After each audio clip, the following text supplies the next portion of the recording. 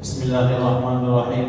الحمد لله نحمده ونستعينه ونستغفره ونؤمن به ونتوكل عليه ونعوذ بالله من شرور أنفسنا ومن سيئات أعمالنا.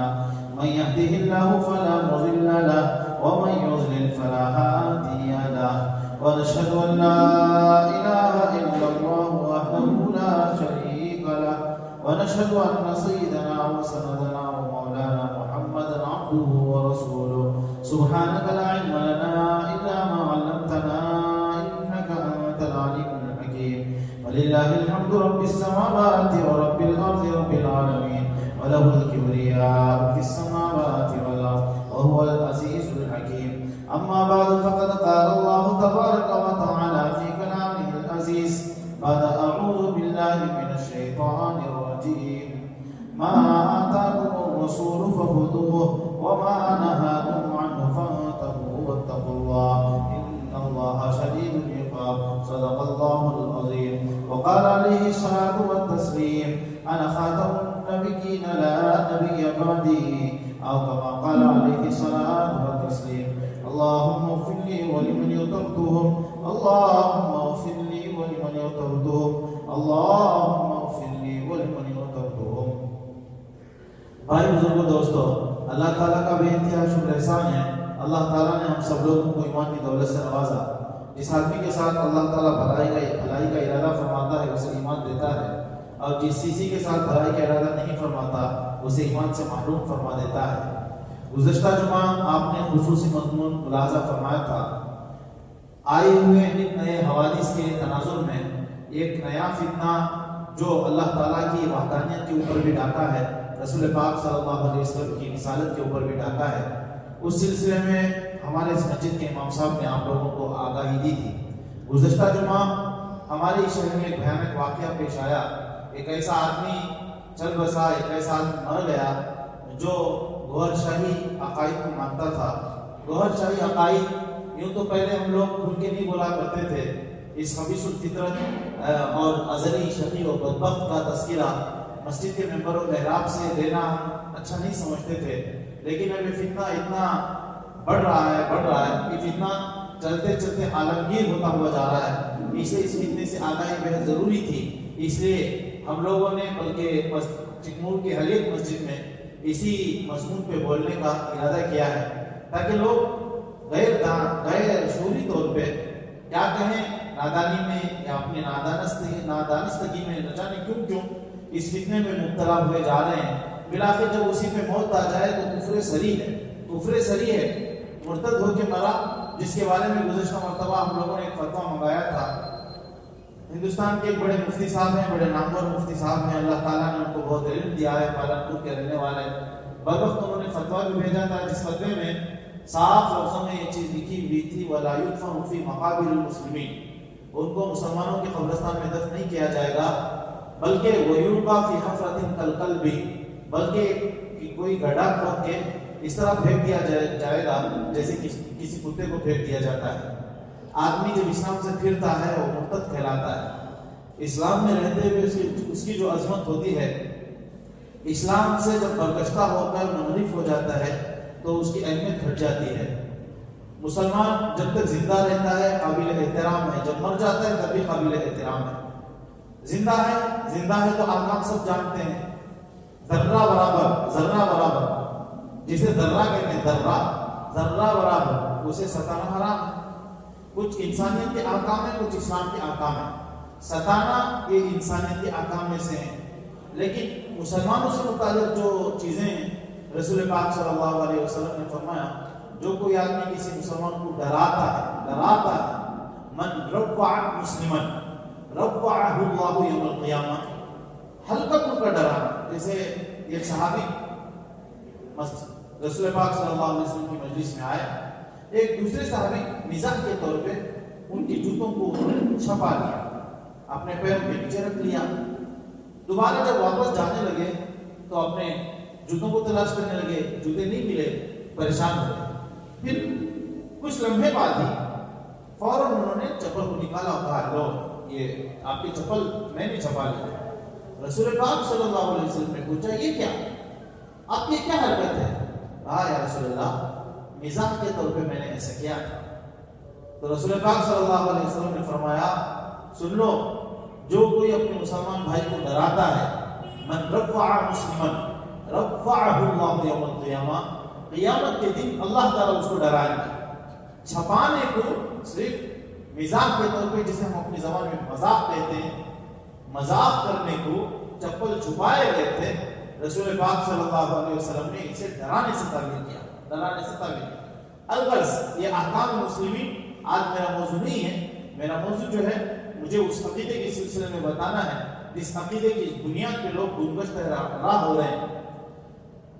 جب آدمی مر جاتا ہے، مر جانے کے بعد ہم یہ سمجھتے ہیں کہ اب تو یہ کسی لائق نہیں ہے، بیوی بھی روتی ہے، ماں بھی روتی ہے، باپ بھی روتا ہے، بچے بھی روتے ہیں، دوست و احباب بھی روتے ہیں، لیکن مرنے والے کو اپنانے کے لیے کوئی تیار نہیں ہوتا ہے۔ لیکن جب مرنے والے کو دفنانے سے پہلے ہم لوگ کیا کرتے ہیں؟ دفنانے سے پہلے باقاعدہ اسے غسل دیتے ہیں۔ غسل دینے میں بھی ہم لوگ گرم پانی کا اہتمام کرتے ہیں۔ گرم پانی میں بھی وہ پتے ڈالتے ہیں جن پتوں کی وجہ سے میل کچل دور ہوتا ہے، بدن کا میل کچل۔ جب مردہ ہی ہے تو اتنا اہتمام کیوں کیا جا رہا ہے؟ جب مردہ ہی ہے تو اتنا اہتمام کیوں کیا جا رہا ہے؟ بڑے اہتمام کے ساتھ سنت کے مطابق اسے غسل کرا رہے ہیں، اسے استنجا کروا رہے ہیں، سنت کے مطابق اسے کفن پہنا رہے ہیں، سنت کے مطابق اسے جنازے میں رکھ کے جا رہے ہیں۔ تو رسول پاک صلی اللہ علیہ وسلم نے فرمایا اتنے جلد مت جاؤ کہ جنازے کے اندر جنبش آ جائے، اتنا جلد سرعت کے ساتھ مت چلو کہ جنازے کے اندر جنبش آ جائے، بلکہ دھیمی چال چلو۔ جب تم جا رہے لوگ پیچھے رہو، جنازہ سامنے رہے۔ رسول پاک صلی اللہ علیہ وسلم کا فرمان ہے کیا اللہ کے سامنے ہم ایک چیز پیش کر رہے ہیں، پیچھے سفارشی بن کے آ رہے ہیں کہ اللہ تیرا ایک بندہ ہے تیرے دربار میں آ رہا ہے، تو اپنے فضل سے اس کو معاف فرما دے، کیا کام ہے؟ قبرستان جانے کے بعد جب تک جنازہ نیچے کاندھوں سے نیچے نہیں اترے گا کوئی مت بیٹھو۔ رسول پاک صلی اللہ علیہ وسلم نے منع کر دیا۔ جہاں قبریں ہیں قبروں کو رونتے ہوئے یا قبروں کے اوپر چلتے ہوئے مت جاؤ، یہ کیا بات ہے؟ جب آدمی مر ہی گیا ہے، مر کے منو مٹی نیچے چلا گیا ہے، اس کا اتنا احترام کیوں؟ تو ہمارے یہاں زندے کا جتنا احترام ہے مردے کا اتنا ہی احترام ہے۔ یہ مر گیا ہے اس لیے اس کے ساتھ کوتا ہی نہیں کر سکتے، یہ مر گیا ہے نہلاتے ہوئے اس کے ساتھ کوئی بےدبی نہیں کر سکتے، گستاخی نہیں کر سکتے۔ یہ دفن ہو گیا ہے، چلو قبری تو ہے، اس کے اوپر کوئی دوسرا کام کر دیا، کوئی بچہ ہے اس کے اوپر پیشاب کر دیا، پیشاب کرنا تو دور کی بات ہے۔ رسول پاک صلی اللہ علیہ وسلم نے قبروں کے اوپر بیٹھنے سے منع کر دیا۔ تو الغرض یہ احترام آدمی کا اسلام کی بنیاد پہ ہے، لیکن جب آدمی اسلامی تعلیمات سے منحرف ہو جاتا ہے تو یہ احترام پامال ہو جاتا ہے، اس کا ختم ہو جاتا ہے۔ اسی لیے گزشتہ مرتبہ ہم نے ایک فتویٰ منگایا، فتوے کے تناظر میں علماء اکرام کو اللہ تعالیٰ جزائے خیر دے، بنیاد مرصوص بن کے وہ کھڑے ہو گئے کہ ہمارے مقابل المسلمین میں ہم جگہ دینے کے لیے تیار نہیں ہیں۔ اچھا یہ ہو کیا رہا ہے؟ یہ ہو کیا رہا ہے؟ پہلے زمانے میں ایسا نہیں تھا، علم کم تھا، علم کم تھا، علم بہت کم تھا۔ پورے شہر میں ایک یا دو عالم رہتے تھے۔ ہمارے اس شہر میں آج ایک محلے میں 5 مفتی ملیں گے آپ کو۔ مفتی سن 92 کی بات میں آپ کو کہہ رہا ہوں، سن 92 میں پڑھنے کے لیے گیا، میں سوچ چاہتا کہ میں پڑھ دوں، کیا پڑھوں؟ مجھے پہلے حافظ بننا ہے، حافظ بننے کے بعد عالم بننا ہے، لیکن آگے تو اس وقت میں نے سوچا سن 92 میں پورے کرناٹک میں صرف 4 مفتی تھے، 4 مفتی۔ میں نے دیکھا جس چیز کی کمی ہے، امت کو جس چیز کی ضرورت ہے وہ مجھے بننا ہے۔ میسور میں مفتی بشیر صاحب تھے، اس کے کئی دنوں کے بعد مفتی تاج الدین صاحب آئے، مفتی بشیر صاحب رحمۃ اللہ علیہ۔ سوائے ادھر بنگلور میں مفتی اشرف علی صاحب تھے رحمۃ اللہ علیہ، ادھر مفتی شعیب اللہ صاحب تھے۔ یہ ایسے ہی تھے، بس مجھے یہ بننا ہے۔ لیکن میرے بننے تک ہمارے شہر میں تقریباً 12-13 مفتی ہو گئے۔ آج الحمدللہ علم کی فراوانی، علم کی کمی نہیں ہے۔ پہلے زمانے میں علم کی کمی تھی، لیکن لوگ گمراہ نہیں ہوتے تھے، پورے شہر کو یہ عالم ہے، لیکن اس کے باوجود لوگ گمراہی پہ نہیں ہیں۔ جہالت کے باوجود ان کو کتنا معلوم ہوا اس کے اوپر عمل کرتے ہوئے جا رہے ہیں۔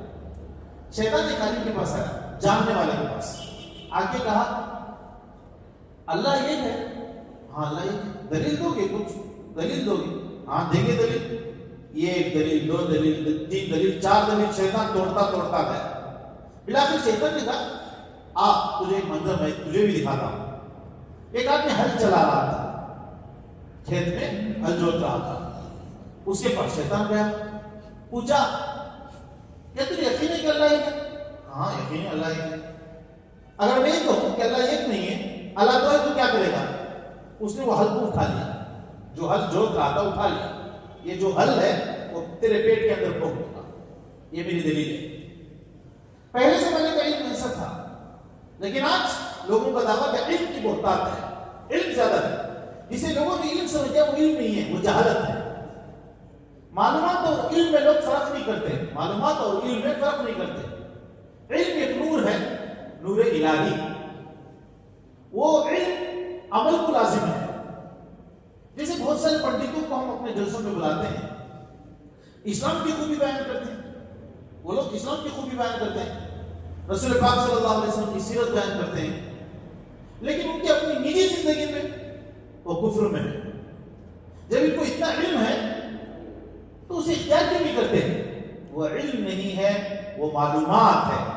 جیسے جنرل نالج کہتے ہیں, جنرل نالج, وہ علم نہیں ہے. اگر ان کے پاس علم آتا تو علم اپنے ساتھ عمل کو لاتا, وہ اسلام قبول کر لیتے. آج دنیا میں معلومات کی بہتات ہے, معلومات ہی معلومات ہے, اور لوگوں کو حرص بھی اسی چیز کی ہے, خواہ مخواہ. حضرت ایک سوال تھا. کیا سوال؟ یہ انڈا پہ جائے کہ مرغی پہ جائے, کیا ہے کوئی بات؟ اس پہ نہ ہماری آخرت موقوف ہے, نہ اس پہ ہماری جنت موقوف ہے. اسے لوگوں نے علم سمجھ کے آزمانے کے لیے آتے ہیں. سنا کہ آپ بہت بڑے عالم ہیں, ایک بات تھی, مجھے ایک بات پوچھنی تھی, بات پوچھی. ایک عالم ہے تو ساری چیزوں کا اسے جاننا بھی کوئی ضروری نہیں. دنیا کے 4 بڑے اماموں میں سے دوسرے نمبر پر جو امام ہے, امام مالک رحمۃ اللہ علیہ, ان کو سوال کیا گیا 10 مسئلوں میں, انہوں نے لا ادری لا ادری لا ادری لا ادری کہا. نہیں مجھے معلوم نہیں, مجھے معلوم, مجھے معلوم. اتنے بڑے عالم ہو کے لا ادری سے انہوں نے جواب دیا تھا. کوئی ضروری نہیں کہ ہر عالم ساری چیزوں کو جانتا ہوا ہو. اب مجھے کن چیزوں کو جاننا ہے؟ میں ایک عام سطح کا آدمی ہوں, مجھے کتنی چیزوں کو جاننا ہے؟ نماز فرض ہے, سب سے پہلے اس کو جاننے کی نماز فرض ہے. اور نماز کی فرضیت سے ہٹتے ہوئے ان کی نماز ایسی ہے, ان کی نماز ویسی ہے. غیر مخلص یوں پڑھتے ہیں, جماعت اسلامی والے یوں پڑھتے ہیں, امام شافعی یوں پڑھتے ہیں, حنفی یوں پڑھتے ہیں. آپ تو کچھ بھی نہیں پڑھتے. میں 2012 میں حج میں گیا تھا. اس وقت میں نے اپنا ایک معمول بنا لیا تھا کہ مجھے اتنے طواف کرنا, اس کے بعد تلاوت کرنی. میں مطافی میں تھوڑا کعبۃ اللہ کے بالکل قریب میں آ کے تلاوت کرتے ہوئے بیٹھ گیا. میں یہ کر رہا تھا, طواف نہیں, اب صرف تلاوت کروں گا. طواف کے لیے میں جتنا عزم کیا تھا وہ ہو گیا تھا, اب مجھے تلاوت کرنی. اس دوران جو ہے پڑوس ملک کے ایک صاحب مل گئے مجھے. پڑوس ملک کے صاحب جو بات کرنے لگے. میں بتانا نہیں چاہ رہا تھا کہ میرا نام مفتی نہیں بتانا چاہ رہا تھا, لیکن انہوں نے ایک بات پوچھ لی کہ آپ نے اللہ کے راستے میں وقت لگایا؟ غلطی سے میرے زبان سے ہاں 1 سال لگایا. تو انہوں نے پکڑ لیا. اس کا مطلب آپ عالم ہیں. اب انہیں بات کرنے لگے. بات کرتے کرتے ایک غیر مخلص سے ملا دیا. اب غیر مخلص کیا ہے, اب یہ نماز کیسی ہے, وہ نماز کیسی ہے, جھگڑتا ہوا بیٹھا تھا. سامنے ایک شیخ ارکان علیمہ سعدیہ رضی اللہ تعالیٰ عنہ کے خاندان کے ایک شیخ تھے. ہمارے اس ہندوستان میں 2 مرتبہ 4 مہینے کا وقت لگا چکے تھے. کہا شیخ صاحب آپ عربی میں ان سے بتائیے, یہ جو کچھ کہہ رہا ہے عربی میں بتائیے. تو میں نے بتا دیا شیخ ارکان صاحب یہ نماز کے سلسلے میں کہہ رہا ہے رفع دین ضروری ہے, رفع دین کے بغیر نماز نہیں ہوتی. شیخ صاحب نے ساری تقریر سن کے جواب دیا تھا, دیکھیے بھائی صاحب ان سے کہہ دیجیے جو رفع دین کرتا ہے وہ بھی, جو رفع دین نہیں کرتا ہے وہ بھی, دونوں مل کے اس آدمی کی فکر کرے جو نماز ہی نہیں پڑھتا ہے, جو نماز ہی نہیں پڑھتا ہے. مسئلہ نماز نہ پڑھنے کا ہے, خامخواہ ایسے مسائل پر الجھے ہوئے ہیں. آج بالکل ایسی ہی معلومات ہیں, ایسی ہی معلومات ہیں. یوٹیوب پہ رات سرچ کر رہا ہے, دین کا ایک بہت بڑا مسئلہ سرچ کر رہا ہے, فجر پڑھ کے کئی مہینے ہو گئے, دین کو سرچ کر رہا ہے یوٹیوب پہ. ایسے ہی معلومات آج کے زمانے میں ہیں. ایسے میرے معلومات آدمی کو گمراہی کی طرف لے کے جاتے ہیں, جہالت کی طرف لے کے جاتے ہیں. اب ایک بات دیکھیے, موٹی بات میں آپ کو سمجھاتا ہوں. حضرت مہدی آئیں گے, ہمارے عقیدوں میں سے عقیدہ ہے. میں نے اس سے پہلے 10 نشانیوں کے بارے میں بھی تفصیل آپ کو بتایا تھا. اللہ چاہے تو آئندہ انشاءاللہ 10 اس نشانیوں کو بتاؤں گا، لیکن تمہید کے طور پہ میں آپ کو بتاتا ہوں. حضرت مہدی آئیں گے. رسول پاک صلی اللہ علیہ وسلم نے ان کی ہر چھوٹی بڑی بات بتا دی، ہر چھوٹی بڑی بات. ان کی ماں کا نام کیا ہوگا؟ ان کی ماں کا نام رسول پاک کی ایک روایت میں آتا ہے جو رسول پاک صلی اللہ علیہ وسلم کی ماں کا نام تھا وہی ان کی ماں کا نام ہوگا. ایک روایت میں وہ کہ وہ ضعیف ہو، لیکن ان کے باپ کا نام عبداللہ ہوگا جو رسول اللہ صلی اللہ علیہ وسلم کا ابا کا نام ہے. اور خود ان کا نام کیا ہوگا؟ محمد ہوگا جو رسول پاک صلی اللہ علیہ وسلم کا نام ہے. اور ان کی امی کی نسل حسین رضی اللہ تعالیٰ عنہ سے چلے گی. ابا کی نسل حسن رضی اللہ تعالیٰ عنہ سے چلے گی. کہاں والے ہوں گے؟ مدینے والے ہوں گے، مدینے منورہ والے ہوں گے، مدینے منورہ والے. اچھا، کب مہدی بنائے جائیں گے؟ جب 40 سال ہوں گے ان کے. ان کو خود کو معلوم نہیں ہوگا کہ آگے چل کے مہدی ہو رہے ہیں، خود کو معلوم نہیں ہوگا. لوگ ان کو پکڑیں گے، زبردستی ان کے ہاتھوں بیعت کریں گے، تو راتوں رات اللہ تعالیٰ ان کے اندر قیادت سیادت کی، لیڈرشپ کی صلاحیت پیدا کرے راتوں رات. اور اللہ ہی کی جانب سے ان کو خطاب بھی رہے گا جو رسول پاک صلی اللہ علیہ وسلم نے اعلان کیا کہ یہ اللہ کے خلیفہ مہدی ہیں. وہ کبھی بھی اپنی زندگی سے لوگوں کے سامنے دعویٰ نہیں کریں گے کہ میں مہدی ہوں، میں مہدی ہوں. لوگ ان کی طرف آئیں گے، پھر وہ مدینے سے مکے سے مدینے کی طرف آئیں گے. اچھا، بیعت کہاں ہوگی؟ بیعت کعبۃ اللہ کے سامنے ہوگی جہاں حج اسود ہے، مقام بتایا رسول پاک صلی اللہ علیہ وسلم. پھر وہ مدینے کی طرف آئیں گے، رسول پاک صلی اللہ علیہ وسلم کے اوپر سلام بھیجیں گے. پھر وہاں سے نکل کے بیت المقدس کی طرف آئیں گے. اور اس دنیا میں کتنے سال رہیں گے؟ 7 سال یا 9 سال رہیں گے. 7 سال یا 9 سال رہیں گے. اچھا، کہاں کہاں جا کے جنگ کریں گے؟ یہ بھی تفصیل ہے. قسطنطنیہ آج کے زمانے میں جو استنبول ہے، ترکی کا بہت اہم شہر ہے، لیکن وہ کرسچنوں کے ہاتھ میں چلا جائے گا. پھر ان کے ہاتھ میں اللہ تعالیٰ اس کو فتح کرے گا. اچھا، فتح کرنے کی نوعیت کیا ہوگی؟ قسطنطنیہ میں بہت بڑی فصیل ہوگی، بہت بڑا کمپاؤنڈ ہوگا. اور یہ لوگ جب آئیں گے تو اس کو فتح کرنے کے لیے سب سے بڑا جو ہتھیار ہوگا اللہ اکبر، وہ ایمانی طاقت کے ساتھ لگائیں گے، جس کی بنیاد پہ وہ فصیل ٹوٹ کر گرنے لگے گی.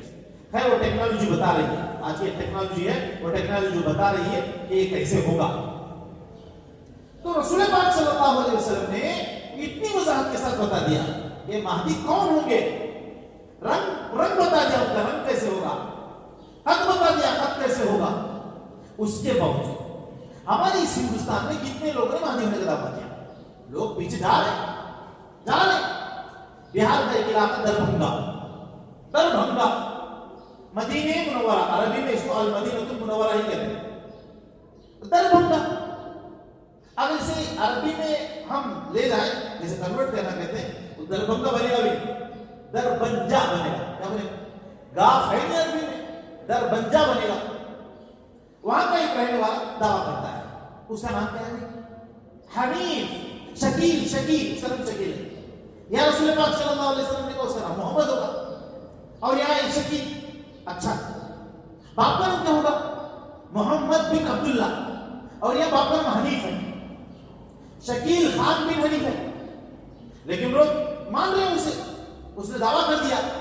اور حضرت مہدی رضی اللہ تعالیٰ عنہ جب اللہ تعالیٰ کو مہدی بنائے گا، اس کے بعد 7 سال یا 9 سال رہیں گے، ان کا انتقال ہو جائے گا. ان کی نماز جنازہ حضرت عیسیٰ علیہ السلام پڑھائیں گے. یہ بھی لکھا ہے. لیکن اس کے باوجود ابھی نکل کے تقریباً میں جب سے اسے جانتا ہوں، اورنگ آباد میں جا کے چھپا پڑا ہے جو شیطان، تقریباً 10 سال سے تو میں جانتا ہوں.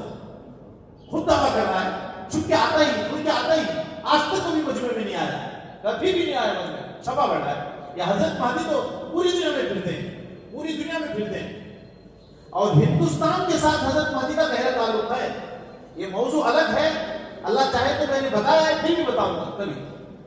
ہمارے ہندوستان سونے کی چڑیا تھی، اب نہیں ہے. اس کے باوجود دنیا بھر کی فیکٹریاں ہمارے اس ہندوستان میں کیوں بیٹھتی ہیں؟ بڑی کمپنیاں ہمارے ہندوستان میں کیوں آتی ہیں؟ سب ملکوں کی نظریں ہمارے ملک کی طرف کیوں ہے؟ اس لیے کہ حضرت مہدی کو سب سے زیادہ جو کمک، جو نصرت، جو تعاون پہنچے گا یہ ہمارا یہ ملک ہے. روایتوں کی بات کر رہا ہوں میں. اس بنیاد پہ ہمارے اس ملک کی طرف تمام کی نگاہیں الغرض. آج مجھے یہ بھی بتانا نہیں، بس اتنا بتانا ہے کہ فتنے یوں عام ہو رہے ہیں کہ یہ بھی نہیں دیکھ رہے کہ قرآن حدیث میں ان کے بارے میں کیا ہے، دیکھنے کے لیے تیار نہیں ہے. حضرت مہدی جس نے بھی دعویٰ کیا اس کے پیچھے پیچھے چلے. کسی زمانے میں حیدرآباد نے انتظام کر دیا، وہ دکھنے میں کوئی مرد کی طرح نہیں نظر آ رہا تھا، درمیانی صنف نظر آ رہی تھی مرد اور عورتوں کے درمیان. ایسے میں حسس کے لمبے لمبے سے بال ہیں، اس نے دعویٰ کر دیا، لوگ اسی میں پیچھے چل رہے ہیں. کیا ہو رہا ہے؟ کیا اس کا نام علم ہے؟ یہ معلومات ہیں. یوٹیوب کے ذریعے سے لوگوں نے کچھ سرچ کر کے سمجھ لیا کہ ہم نے بہت کچھ جان لیا. اب آئیے میں آپ کو بتاتا ہوں. رسول پاک صلی اللہ علیہ وسلم نے فرمایا، ان سے پہلے میں محمد بن سیرین رحمۃ اللہ علیہ کا قول نقل کرتا ہوں. مسلم شریف کے مقدمے میں بھی یہ بات ہے، شمائل ترمذی میں بھی ایک بات ہے. کیا؟ ان هذا العلم دین فانظروا عمن تاخذون دینکم. یہ ایک زمانے میں لوگ کہتے تھے یہ مت دیکھو کہ کون کہہ رہا ہے، یہ دیکھو کہ کیا کہہ رہا ہے. زبان زد بات تھی. یہ مت دیکھو کہ کون کہہ رہا ہے، یہ دیکھو کہ کیا کہہ رہا ہے. یہ عام چیزوں کے سلسلے میں تو ہو سکتا ہے، دین کے سلسلے میں نہیں ہے. دین کے سلسلے میں یہ بھی دیکھنا ضروری ہے کون کہہ رہا ہے، کیا کہہ رہا ہے، سب کون کہہ رہا ہے یہ بھی دیکھنا ضروری ہے کہ کہنے والا معتبر ہے کہ غیر معتبر ہے. یہ روایتوں کی تفسیر کیوں ہوئی تھی؟ صحیح، ضعیف، متصل، مرفوع متصل، منقطع، موقوف، اثر، یہ حدیثوں کا نام ہے. یہ تفسیر کیوں ہوئی تھی؟ اسی بنیاد پہ ہوئی تھی. بہت سارے لوگوں نے رسول پاک صلی اللہ علیہ وسلم کی طرف منسوب کرتے ہوئے روایتوں کو گھڑا تھا. جیسے آپ دیکھیں گے سفر کے مہینے میں ایک روایت چلی واٹس ایپ میں، من بشرنی بخروج سفر بشرتہ بالجنہ.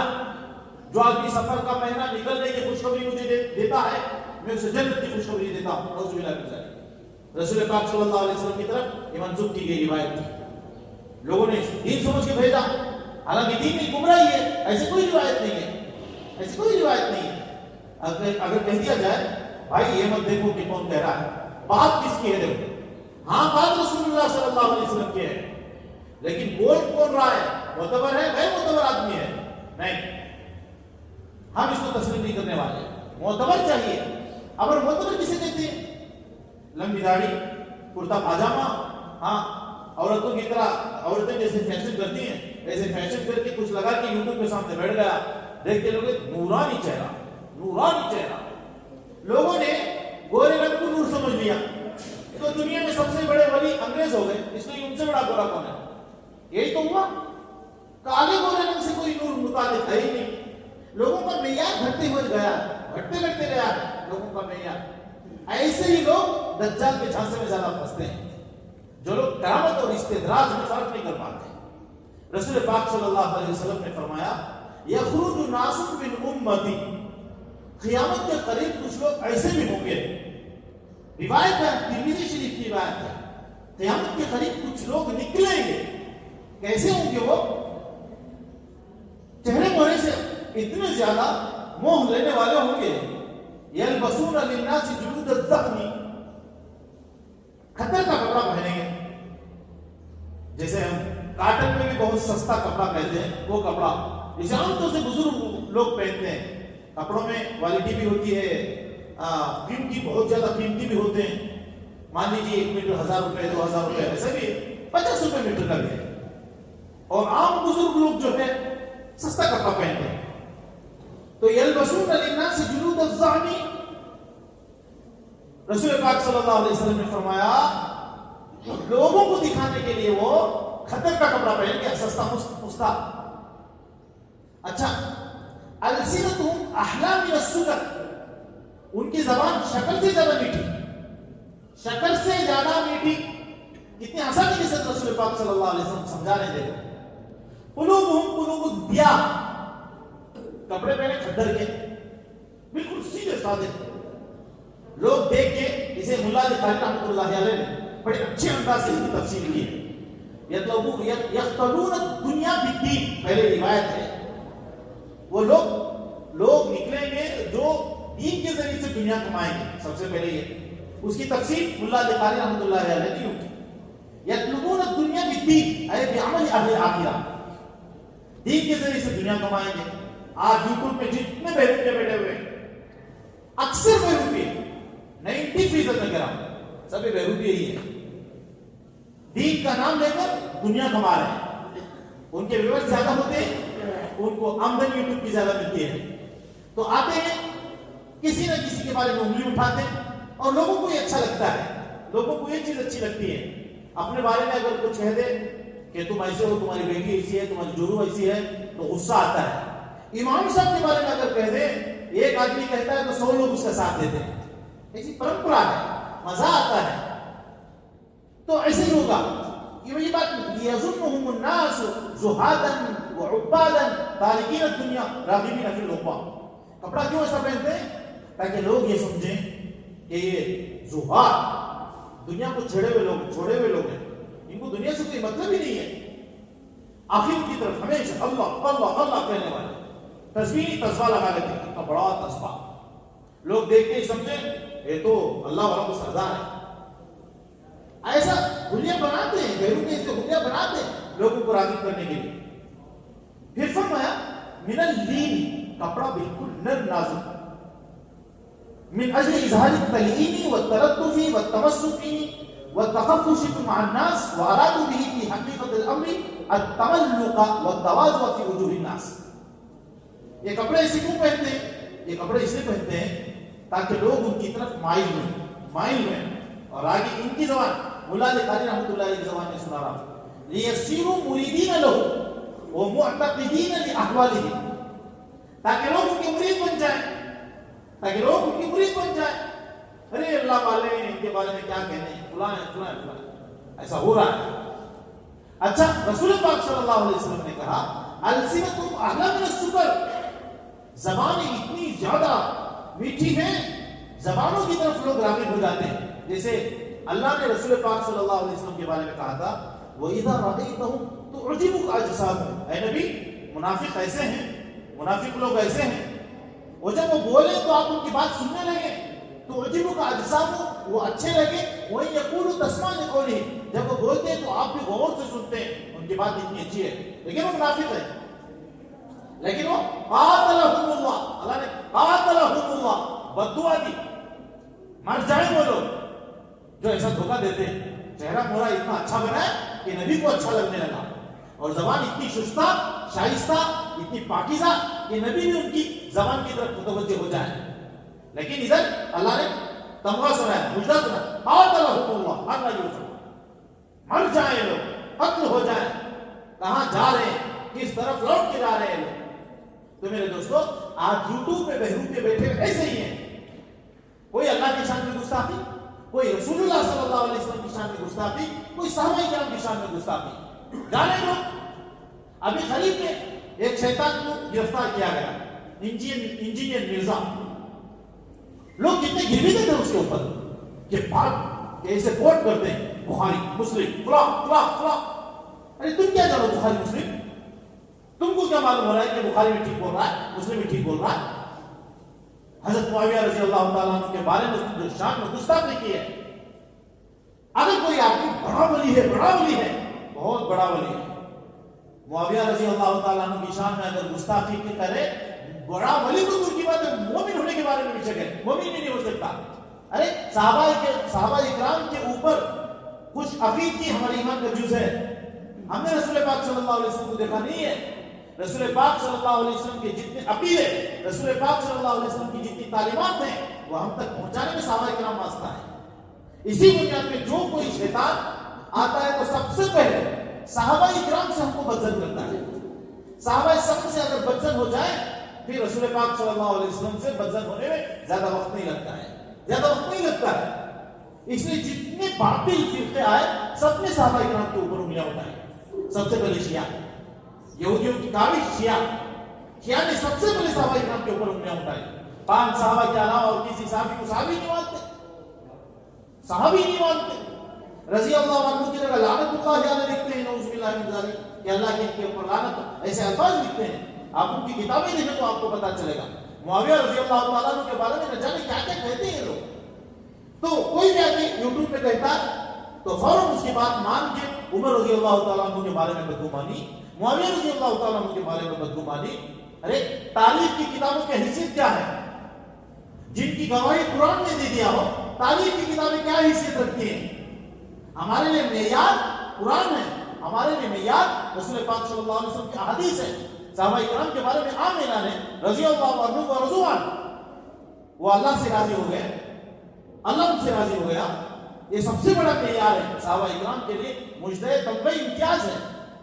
ہم پرکھنے لگے نالائقوں کے بیانوں کے ذریعے سے، تاریخ کی کتابوں کی وجہ سے. تاریخ کی کتابیں ہمارے لیے معیار نہیں ہے، زیادہ سے زیادہ ان کی حیثیت تاریخی ہے، ہسٹری کے لیے ہے، کسی کو پرکھنے کے لیے تاریخ کی کتابیں نہیں ہیں. اس لیے کوئی روایت سنانا ہو تو کوئی آدمی اگر البدایہ والنہایہ میں ہے تو اس کی بات مانی نہیں جائے گی، اس لیے کہ وہ تاریخ کی کتاب ہے. البتہ میرے دوستوں، رسول پاک صلی اللہ علیہ وسلم نے کہا تھا کہ قیامت کے قریب کچھ مقررین میں سب پیدا ہوں گے، زبانوں میں شکر ہوگی لیکن ان کے دل بھیڑیا جیسے ہوں گے. قلوبہم قلوب الذئاب، بھیڑیا کے دل ان کے ہوں گے. تو بھیڑیا کا دل کیا مطلب ہے؟ بھیڑیا کا دل عام طور سے چیرنے پھاڑنے میں لگتا ہے. بھیڑیا کبھی بھی آپ کے گھر آئے تو آپ کے یہاں رہنے والی بیگن کھا کے نہیں جائے گا، آپ کے گھر میں آلو کھانے کے لیے نہیں آئے گا. بھیڑیا کو چیٹ پھاڑنے والی چیز چاہیے، بکری چاہیے، کوئی بھی چھوٹا موٹا جانور چاہیے. تو رسول پاک صلی اللہ علیہ وسلم کہہ رہے ہیں کہ جن کی زبان چکر سے زیادہ میٹھی ہے ان کے دل ایسے ہیں بھیڑیے جیسے. اسے ملا علی قاری رحمۃ اللہ علیہ نے اور تفصیل کے ساتھ بتایا کیا؟ کثرت البغض والعداوۃ لاہل التقوی. بھیڑی سے مراد کیا ہے؟ ان کے دلوں میں بغض ہوگا. کس سے بغض ہوگا؟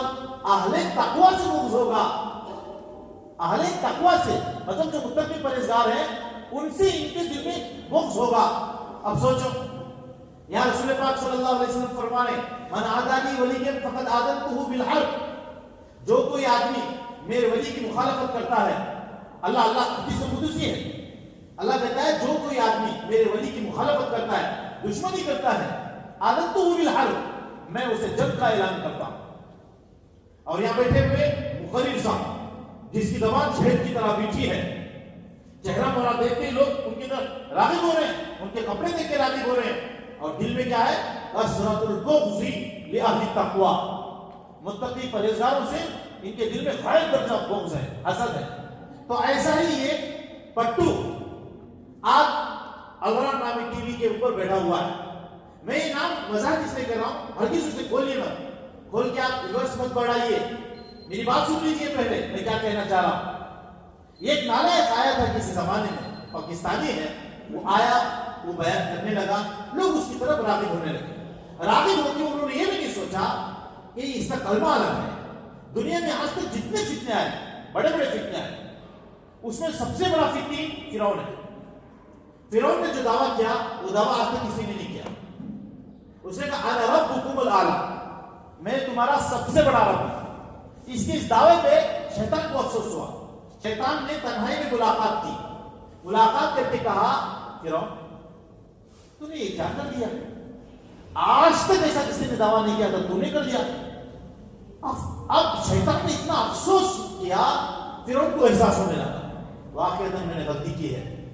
قریب تھا کہ فرعون اپنی بات سے واپس آ جاتا، رجوع کر لیتا. شیطان تو شیطان ہی تھا. شیطان نے کہا ارے چھوڑو، دعویٰ تو تم نے کر دیا، لوگوں نے مان بھی لیا، اب پیچھے ہونے کی ضرورت نہیں. تو سب سے بڑا دعویٰ، سب سے برا دعویٰ فرعون نے کیا تھا. لیکن چلتے ہوئے زمانے میں آج اس نالائق نے اس سے بڑا دعویٰ کر دیا. لوگ اس کے پیچھے جا رہے ہیں. گزشتہ جمعہ بیانات کے تناظر میں آپ کو سنایا گیا کہ اس نے کیا کیا کوتاہیاں اللہ کی ذات میں کی ہیں. اللہ کی ذات میں کیا کیا اس نے کوتاہیاں کی ہیں. کہتا ہے کہ رسول پاک صلی اللہ علیہ وسلم معراج میں گئے تو اللہ کے ہاتھ میں انگوٹھی دیکھی. وہ وہی انگوٹھی تھی جس کو رسول اللہ صلی اللہ علیہ وسلم نے علی رضی اللہ تعالیٰ عنہ کے حوالے کیا تھا. اور یہ کہہ کے یہ کہنا چاہ رہا ہے کہ علی رضی اللہ تعالیٰ عنہ اور اللہ یہ کہنا چاہ رہا ہے. نعوذ باللہ من ذالک. خیر چلو، یہاں تک بھی بات ناقابل ہضم ہی ہے. آگے چلیے. یہ کمینہ جو یہاں پیدا ہوا، پڑوس ملک میں پیدا ہوا، میں تقسیم سے ناراض ہوں، باوجود کہ مسلمانوں کا ملک ہے اس کے باوجود تکلیف زیادہ ہے، برائی کے علاوہ کوئی چیز پلتی ہوئی نظر نہیں آتی، فتنے ہی فتنے پل رہے ہیں۔ دیکھیں یہ کتنا گندا فتنہ ہے، غور شاہی کا کتنا گندا فتنہ ہے۔ اس نے تو اللہ کی شان میں اتنی بڑی گستاخی کر دی، چہرے مورے میں دیکھتے ہی ایسا لگتا ہے کتا بھی جب بوڑھا ہو کے مر جائے، 10 سال کے بعد اگر کتے کو زمین سے نکالا جائے اس کی جو صورت ہوگی وہ صورت اس کی ہے۔ جادو کا سہارا ہے، ہم کو اللہ تعالیٰ کا سہارا ہے، اللہ بچائے گا ہم لوگوں کو۔ وہ جا کے دعویٰ کر رہا ہے کہ میں فلاں ہوں، تو اس کا ایک آدمی، اس کا ماننے والا اگلا ٹی میں بیٹھ کے کہتا ہے یہ اللہ کا بھی اللہ ہے، اعوذ باللہ من ذالک، اللہ کا بھی اللہ ہے، لا الہ الا اللہ۔ آج تک اس کلمے کو کسی فتنے نے بدلا نہیں تھا، جتنے فتنے آئے سب نے یہی کلمہ پڑھا ہے، یہ کلمہ پڑھ کے انہوں نے فتنے میں مبتلا کیا ہے، لیکن اس نے کلمہ بھی بدل دیا، اللہ کی جگہ ریاض کا نام لکھتا ہے۔ کچھ فتنے رسول پاک صلی اللہ علیہ وسلم کے زمانے کے بعد آئے، میں آپ کو نشاندہی کے طور پہ کچھ بتاتا ہوں، یہ ہو کیا ہے، ان کی شوبیدہ بازی، ان کی جادوگری۔ ہوتا کیا ہے، جب آدمی اس سے کوئی استاذ نہیں ہوتا ہے یا اس کا کوئی حقیقی پیر نہیں ہوتا ہے، وہ مجاہدے کرتا ہے، ریاضتیں کرتا ہے، بھوکا رہتا ہے، کم سوتا ہے، کم کھاتا ہے، کم بولتا ہے، نفس کشی کرتا ہے، تو اس کے پاس جو چیز آتی ہے وہ شیطان ہے۔ شیطان کس شکل میں آتا ہے؟ شیطان نورانی چہروں کی شکل میں آتا ہے، نورانی چہروں کی شکل میں آ کے کہتا ہے میں جبرائیل ہوں۔ اول والے میں ویسے نہیں آتا، پہلے کہتا ہے میں سیدنا عبد القادر جیلانی، میں بغدادی ہوں، میں نظام الدین اولیاء، فرید الدین گنج شکر ہوں، فلاں کہتا ہے۔ چلتے جب وہ تسلیم کر لیتا ہے تو کہتا ہے میں جبریل ہوں، اللہ کی جانب سے آیا ہوں، اللہ نے تمہاری نمازیں معاف کر دی۔ ایسا ہوتا ہی ہے۔ یہ واقعہ تو سیدنا عبد القادر جیلانی رحمۃ اللہ علیہ کے ساتھ ہوا تھا۔ اچانک جنگل میں منگل ہے، تخت پہ کوئی بیٹھے آ رہا ہے، دیکھا حضرت نے، کہا میں اللہ ہوں عبد القادر، میں تیری عبادتوں سے بالکل پوری طرح سے راضی ہو گیا، جا آج کے بعد کچھ کرنے کی ضرورت نہیں۔ سیدنا عبد القادر جیلانی رحمۃ اللہ علیہ سر تاج الاولیاء تھے، تو انہوں نے کہا جا شیطان، اتنا کہتے ہیں سب کچھ غائب، وہ نورانیت غائب، فرشتے غائب اور تخت خدا غائب، سب کچھ غائب، لیکن جاتے جاتے اس نے جھانسا لیا، عبد القادر تجھے تیرے علم میں بچا لیا۔ اس وقت سیدنا عبد القادر جیلانی رحمۃ اللہ علیہ نے کہا تھا شیطان جاتے جاتے مجھے اور پھنسا رہا ہے، مجھے میرے علم میں نہیں، مجھے میرے اللہ نے بچایا۔ ایسے ہی ہوتا ہے، جو لوگ مجاہدے کرتے ہیں، جن کا کوئی استاذ نہیں ہوتا ہے، جن کا کوئی پیر نہیں ہوتا ہے، تو ان کا پیر شیطان بن جاتا ہے، شیطان کرتا ہے۔ رسول پاک صلی اللہ علیہ وسلم کے زمانے کے بعد ایک آدمی آیا تھا، دمشق کا رہنے والا، اس کا نام حارث تھا۔ اچانک اسے بیٹھے کچھ چیز سمجھ میں آئی، نبوت کا دعویٰ کر دیا۔ ادھر اس نے نبوت کا دعویٰ کیا، شیطان اس کے پاس پہنچ گیا۔ شیطان نے کہا حارث بڑے جگر گردے کا کام کیا ہونی چاہیے تمہارے اندر اس صلاحیت ہے، تم بن سکتے ہو کیا نبی تو دور کی بات ہے، کوئی آدمی آج صحابہ نہیں بن سکتا، صحابی نہیں بن سکتا، صلاحیتیں باقی ہو تب بھی اللہ نے قصہ ختم کر دیا ہے، بتا دیا لو کان بعدی نبی لکان عمر، میرے بعد اگر نبوت کا سلسلہ ہوتا تو اللہ تعالیٰ نے عمر کے اندر یہ صلاحیت دی ہے رضی اللہ عنہ، وہ بن سکتے تھے، لیکن میرے اوپر نبوت کا سلسلہ ختم ہے تو کوئی نہیں بن سکتا، رستہ ہی بند ہے۔ لیکن شیطان حارث دمشقی کے پاس آیا، کہا ہاں بن سکتے ہو، ہے تمہارے پاس صلاحیت، دیکھو تمہارا چہرہ بھلا کیسا ہے، تمہاری آنکھیں کیسے ہیں، فلاں بے کے بعد کہا دعویٰ تو میں نے کر دیا ہے لیکن نبھاؤں کیسے؟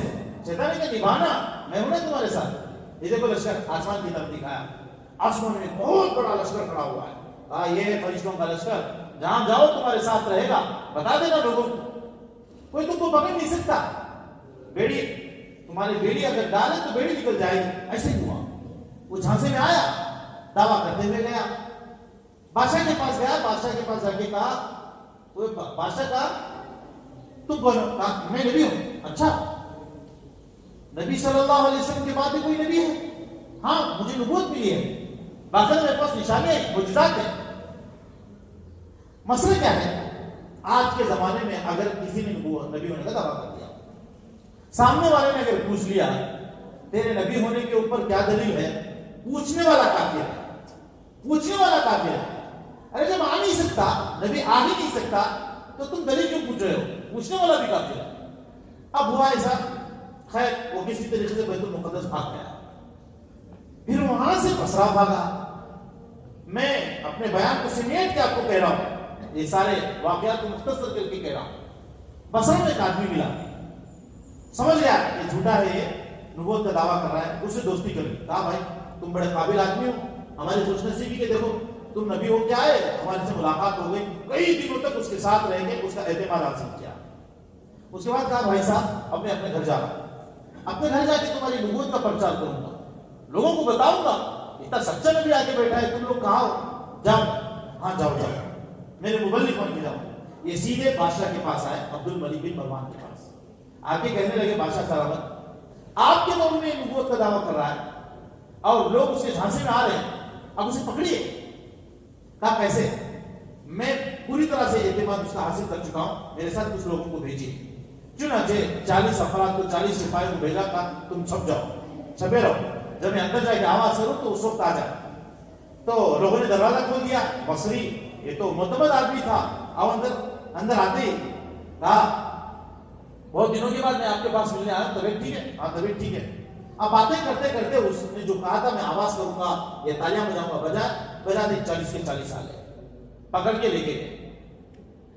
رستے میں کسی طریقے سے وہ چھوٹنا چاہ رہا تھا، جو بھی بیڑی ڈالتی وہ بڑی نکل جاتی، پھر 40 لوگوں نے اسے کس کے پکڑ لیا، بیڑی تو پڑ نہیں رہی ہے۔ بادشاہ کے پاس لے کے گئے، کہا بادشاہ یہی ہے جس نے نبوت کا دعویٰ کیا ہے، ڈالو اسے بیڑیاں۔ بادشاہ بیڑی لگتی نہیں ہے، ڈالتے ہی بیڑی نکل جاتی، تو جو ہی بیڑی ڈالی بیڑی نکل گئی۔ تو بادشاہ نے کہا کہو بسم اللہ کہہ کے بیڑی ڈال، بیڑی پڑ گئی۔ اس کے بعد تیروں پہ تیر چلا رہے، ایک بھی تیر نہیں لگ رہا ہے۔ اچھا سلامت، اس کی شوبیدہ بازی سے لوگ پریشان ہیں، لوگ اس کی منتقد ہوئے جا رہے ہیں۔ بسم اللہ کہہ کے نیزہ چلا، بسم اللہ کہہ کے نیزہ چلاتے نیزہ لگا، وہ ڈھیر ہو گیا۔ اب ادھر لشکر دیکھا، آسمان میں جو فرشتوں کا لشکر کھڑا تھا وہ بھی غائب، وہ بھی غائب۔ یہ سب شیطان کے کھیل تھے، شیطان کے کھیل تھے۔ جتنے ایسے خبیث لوگ اسلام کے خلاف دعویٰ کرتے ہیں، فوراً ان کے پاس شیطان پہنچ جاتا ہے۔ شیطان اپنی تمام تر طاقتوں کو جھونک دیتا ہے کہ تم تو میرا کام تم کر رہے ہو، میرا کام تم کر رہے ہو، آنے دو۔ عمل سے روکنا کمال نہیں، عقیدے کو خراب کر دینا بہت بڑا کمال ہے۔ ایک آدمی اپنے عقیدے کو خراب کر کے ہر دن 100 رکعت نماز پڑھے، کچھ کام نہیں آتی۔ اگر اللہ نے اسے 150 سال کی عمر دی ہے اور مان لیجیے اس نے 100 حج کر لیے، تب بھی کام نہیں آتا۔ عقیدے کی خرابی کے ساتھ عمل کام نہیں کرتا ہے۔ تو جہاں بس عقیدے کو پھیلانے کے لیے کوئی پیغمبر، کوئی مبلغ بنتا ہے تو شیطان اپنی تمام تر طاقتوں سے جھونکتا ہے۔ ابن تیمیہ رحمۃ اللہ علیہ نے الفرقان بین اولیاء الرحمن و اولیاء الشیطان میں ان واقعات کو بڑی تفصیل سے لکھا ہے۔ ایک اور واقعہ لکھا ہے، لوگ عام طور سے مذہب پرستی میں بدعقیدگی کا شکار ہوتے ہیں۔ ہوتے کیا ہے، مصر میں ایک بوڑھا تھا، اس کے مرنے سے پہلے شیطان نے آ کے کہا بھائی تم بڑے مہان ہو، عظیم الشان ہو، عظیم المرتبت ہو، تمہارا رتبہ کیا کہیں، لیکن لوگوں میں اعلان کر دو کہ تمہارے مرنے کے بعد کوئی تم کو غسل نہ دے۔ کیوں؟ مرنے کے بعد تم ہی آؤ گے تمہارا غسل کرنے کے لیے۔ یہ اعلان کر لیا، اے آج ہمارا رتبہ اتنا بڑا ہو گیا ہے، مرنے کے بعد خود ہم اپنا غسل کرائیں، کوئی غسل کے لیے نہ ہے۔ لوگوں میں اس عقیدے کا پرچار ہو گیا، مر گیا تو لوگ انتظار میں ہیں، مر گیا تو انتظار میں ہیں۔ اتنے بڑے ولی مر گئے، اب ان کے غسل کے لیے ہی آئے گے۔ شیطان نے اس کا روپ دھارا اور آ کے غسل دیا، غسل دیا۔ ایسے لوگوں کے عقیدے کو خراب کیا کرتے ہیں شیطان لوگ ہیں۔ اس لیے میرے دوستو، یوٹیوب ہمارے لیے ماخذ نہیں ہے، قرآن حدیث نہیں ہے گو کہ قرآن حدیث کے نام پہ بیٹھ کے بولنے والے ہو۔ ارے زندہ لوگ موجود ہیں، زندہ علماء آپ کے درمیان ہیں۔ جمعہ کا بیان عام طور سے جب کیا جاتا ہے بہت محنت کر کے خطبہ بیٹھتے ہیں، لیکن آتے کب ہیں لوگ؟ آتے عام طور سے 1:30 کو ختم ہو رہا ہے تو 25 کو آ رہے ہیں۔ بہت سارے تو جمعہ کے خطبے میں آتے ہیں۔ جو زندہ لوگ بیان کرتے ہیں ان کا سننے کے لیے تیار ہے۔ یوٹیوب کے مادھیم سے جس کو دیکھا ہی، کوئی لندن میں بیان کر رہا ہے، کوئی پاکستان میں بیان کر رہا ہے، کوئی فلاں تو اس کا بیان دیکھنے کے لیے دل دادا ہے، پتہ بھی نہیں چل رہا ہے ہمارا عقیدہ کہاں خراب ہو رہا ہے۔ تو میرے دوستو، یہ جو لوگ بیٹھے ہوئے ہیں ان کی باتیں اچھی لگتی ہیں، لیکن ان کی باتیں سچی نہیں ہیں، سچی نہیں ہے۔ دیکھو اس کی بات اچھی بول کے لوگ 3:30 بجے رات میں اٹھ کے سن رہے ہیں. بڑا لندن میں نالائق ہمارا ان کا وقت کتنا فرق ہے. لوگ 3:30 بجے اٹھ کے ذکر کر رہے ہیں روحانیت کے نام پہ, معرفت کے نام پہ. یہ کیا ہے معرفت؟ یہ کیا ہے طریقت؟ ارے ہمارا دین تو پوری طرح سے کھلی کتاب ہے. رسول پاک صلی اللہ علیہ وسلم نے فرمایا لیلھا کنہارھا, دین کتنا واضح اور روشن ہے, اس کی رات بھی دن کی طرح روشن ہے. کوئی چیز چھپی ہوئی نہیں ہے. معرفت کوئی الگ چیز نہیں ہے, طریقت کوئی الگ چیز نہیں ہے. شریعت ہی سب کچھ ہے. شریعت سے اگر کوئی چیز ہٹتی ہے گمراہی ہے. شریعت سے ہٹی کوئی چیز نہیں ہے, گمراہی ہے. میں ایک بات آپ کو بتاتا ہوں, اس سے پہلے بھی میں نے آپ کو سنا ہے, اور ایک اور مطلب خوشگوار کروں. مجدد الثانی رحمۃ اللہ علیہ کا نام آپ نے سنا ہوگا. اکبر کے زمانے میں اکبر کو گمراہ کر کے لوگوں نے ایک دین ایجاد کیا تھا. اس دین کا نام دین الہی. آج اسی کے نام سے یہ کمینہ دین نکال رہا ہے, جس کے بارے میں آپ کو آگاہی دے رہا ہوں. آگرہ ٹی وی کے نام سے دین الہی. اچھا, اس کے احکام کیا تھے؟ اس کے احکام یہ تھے شادی بیاہ میں کوئی قید نہیں ہے, جو لڑکی پسند ہے شادی ہو سکتے ہیں. بادشاہ کے رائے ہموار کی, راجپوت کی لڑکی شادی کیا, فلاں فلاں سے شادی کیا. اچھا, اس کے بعد بکری کھانا کوئی ضروری نہیں, خنزیر بھی کھا سکتے ہیں. چنانچہ جہاں بادشاہ کے دربار میں بکریاں باندھی جاتی تھی اس جگہ خنزیر باندھے جانے لگے. ایسا ہوا تو اللہ تعالیٰ نے اس کی سرکوبی کے لیے جن کو پیدا کیا وہ احمد سرہندی رحمۃ اللہ علیہ, جن کو مجدد الف ثانی کہا جاتا ہے. ہندوستان اور پاکستان کے بارڈر میں ایک سرحد آتا ہے, وہاں آج بھی ان کا مزار ہے. انہوں نے خود تعاقب کیا, یہاں تک کہ تعاقب کیا جب تک یہ فتنہ ختم نہیں ہوا اس وقت تک خوشی کا سانس نہیں لیا. جیل میں ڈال دیا گیا, کچھ کر دیا گیا, لیکن نہیں, آپ گوئی کو اپنا شعار بنائے. جب تک یہ فتنہ ختم نہیں ہوا اس وقت خاموش نہیں بیٹھے, یہاں تک کہ اللہ کے پاس چلے گئے. اس کے بعد ان کے بیٹے معصوم, ملا معصوم نے اس چیز کو سنبھالا تھا. اگر ان کے پاس ایک صحابہ ہے, ایک صحابہ کے کہنے لگے حضرت میرے میں کیفیت تاری ہو گئی تھی, یہ قسم کی قبض کی, پتہ نہیں چل رہا تھا کہ مرور کی جیوں ایک اصطلاح ہے, قبض اور بسط یہ تصوف کی اصطلاح ہے. پھر میں دلی میں گیا, ایک اللہ والوں سے میری ملاقات تھی. اللہ والوں سے ملاقات, انہوں نے مجھے وظیفہ دیا, میں وظیفہ پڑھا تو ٹھیک ہو گیا. لوگوں سے کہا جائے کہ قرآن پڑھو, یاسین پڑھو, ملک پڑھو, فلاں پڑھو, دخان پڑھو, نہیں. کوئی بابا منتر دیتا ہے, منتر ہی تو کہیں جو قرآن کے خلاف آ رہا ہے, بڑے اہتمام کے ساتھ پڑھیں گے, کہیں گے میں جب مر جاؤں میرے سینے پہ رکھ دینا, میرے بابا کا منتر ہے. کیا رسول پاک صلی اللہ علیہ وسلم نے ایسی کوئی وصیت کی تھی؟ کیا رسول پاک صلی اللہ علیہ وسلم کے صحابہ کرام نے کوئی ایسی وصیت کی تھی؟ پھر یہ کیا ہو رہا ہے, کیسا شجرا ہے, مرتے ہوئے میرا شجرا میرے سینے پہ رکھ دینا, ایسا ناٹک ہے. یاد ہے فاطمہ رضی اللہ تعالیٰ عنہ کو رسول پاک صلی اللہ علیہ وسلم نے کیا کہا تھا, من بطأ به عمل لم يسرع به نسبه, اگر کسی کا عمل خراب ہو گیا تو اس کے خاندان کی شرافت اس کو بچا نہیں سکتی. فاطمہ رضی اللہ تعالیٰ عنہ کو کیا کہا تھا رسول پاک صلی اللہ علیہ وسلم, خاندانی شرافت آدمی کو نہیں بچا سکتی, عمل اچھا ہونا ضروری ہے. تو خیر الغرض یہ آیا, یہاں کے حضرت سے تبادلہ کرنے لگا تو حضرت نے کہا, حضرت سے کہا حضرت آپ کے پاس بھی کوئی وظیفہ ہو تو بتائیں مجھے, کوئی وظیفہ میں وظیفہ پڑھوں. تو حضرت نے کہا بھائی ہمارے پاس تو کچھ بھی نہیں ہے, جو کچھ ہے ہمارے پاس وہ رسول پاک صلی اللہ علیہ وسلم کی سنتیں ہیں. سنت سے بڑھ کے اور کیا طاقت چاہیے, سنت سے بڑھ کے اور کیا طاقت چاہیے. تب اس نے کیا کیا, حضرت کو اپنا روز جمانے کے لیے یہ توجہ زمین پہ ڈالی. زمین اس طرح حرکت میں, زمین میں اس طرح حرکت آ گئی. تو فوراً حضرت نے اپنے خادم کو بلایا, خادم کو بلا کے کہا الماری کھولو, اس کے اندر میری مسواک ہے اسے لاؤ اور زمین پہ مار دینا. چنانچہ وہ گیا, مسواک لا کے زمین پہ مار دیا تو زمین کی حرکت بند ہو گئی. کہا ارے میاں تم نے یہ کیا دکھا دیا, تم نے توجہ کی, زمین حرکت میں آ گئی. میں توجہ کرتا سرحد پہ سوئے ہوئے جو مردے ہیں وہ زندہ ہو جاتے ہیں. لیکن یاد رکھو تمہاری توجہ کر کے زمین کو ہلا دینے سے, میری توجہ کر کے مردوں کو زندہ کر دینے سے بہتر یہ ہے کہ وضو میں سنت کے مطابق ایک مرتبہ مسواک کر لو. ایک سنت کی طاقت کتنی بڑی, تو میرے دوستو رسول پاک صلی اللہ علیہ وسلم کی جو سنت ہے وہی سب کچھ طاقتیں ہیں. یہ سب استدراج ہے, लोग इनको करामत समझते हैं, नमाज नहीं पढ़ते। बिहार के किसी इलाके में एक आदमी नहाता ही नहीं था, अब बदन में कीड़े पड़ने लगे, अब वो कीड़ों को उठा उठा के जब गिरते तो छोड़ लेता था। ये अय्यूब अलैहिस्सलाम की सुन्नत है, नाउज़ुबिल्लाह मिन ज़ालिक। ये क्या है? उम्मत में तो मोहम्मद सल्लल्लाहु अलैहि वसल्लम ने है, और तुमको मालूम है ऐसी बीमारी कब आई थी अय्यूब अलैहिस्सलाम को? ये सब मनगढ़ंत बातें हैं। ऐसी कोई बीमारी अय्यूब अलैहिस्सलाम को नहीं आई थी जिससे लोग उनसे नफरत करने लगे। ये नबी की शान में गुस्ताखी है, ये सब बनाई हुई इस्राइली रिवायात है, इसकी कोई हकीकत नहीं है। हाँ, अल्लाह ताला ने उनको आजमाया, बाल बच्चों, उनके बीवी बच्चों को सबको खत्म किया, फिर वापस लौटाया, ये कुरान कहता है। ये बीमारी के सिलसिले में ऐसा कहना ये इस्राइली रिवायत है। तो मेरे दोस्तों, बुजुर्ग ऐसे पैदा हो रहे हैं, नहाना छोड़ के, हलाल खाना छोड़ के, कपड़े पहनना छोड़ के। कोई आदमी कपड़े ही नहीं पहनता है, एक दो कपड़े पहना, देखो ये बुजुर्ग है, ये बुजुर्गी का मेयार, ये कोई बुजुर्गी का मेयार हमने समझा ऐसा मेयार है। रसूल पाक सल्लल्लाहु अलैहि वसल्लम के हम पैरोकार हैं। रसूल पाक सल्लल्लाहु अलैहि वसल्लम ने हर छोटी छोटी चीज को वाज़ेह कर दिया। इसलिए मेरे दोस्तों, इन यूट्यूब के, इन टीवियों के चक्करों में मत पड़ो। इल्म हासिल करने के लिए अल्लाह ने इस्तिताब दी है, बराह रास्त कुरान पाक सीखो, अहादीस को सीखो। तब तक कम से कम अपने उलमा इकराम की सोहबत को लाजिम करो, उनकी सोहबत में रह के, उनकी मजलिसों में रह के, उनसे दोस्ती रह के मसला मालूम करो। हाँ, लोगों ने समझ लिया, बड़ा गूगल मार दिया, मसला आ गया, गूगल मार दिया।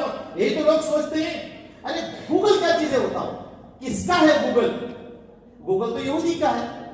तुमने इतना एतमाद कैसे कर लिया एक यहूदी के ऊपर कि वो सच्चा दीन बताएगा, सच्चा दीन बताएगा? जो लोग जिंदों को छोड़कर इन मुर्दों का वास्ता लेते हैं, वो इसी तरह गुमराही के शिकार होते हैं। हम तो कहते हैं पढ़ो, अपने का उस्ताद बनाकर पढ़ो, किसी को अपना उस्ताद बना के उनके रहबरी पे पढ़ो, जरूर रास्ता मिलेगा। जितने लोग उस्ताद के बगैर पढ़े, उनको ना मंजिल मिली है ना रास्ता मिला है, वो गुमराह हुए। अल्लाह ताला से दुआ है कि अल्लाह ताला हम सब लोगों को सच्चा पक्का मोमिन बनाए। अल्लाह ताला हमारे ईमान पर खातिमा फरमाए, हर किस्म के गुमराह और गुमराही से बचाए। आमीन सुम आमीन। आखिर दावाना अल्हम्दुलिल्लाहि रब्बिल आलमीन।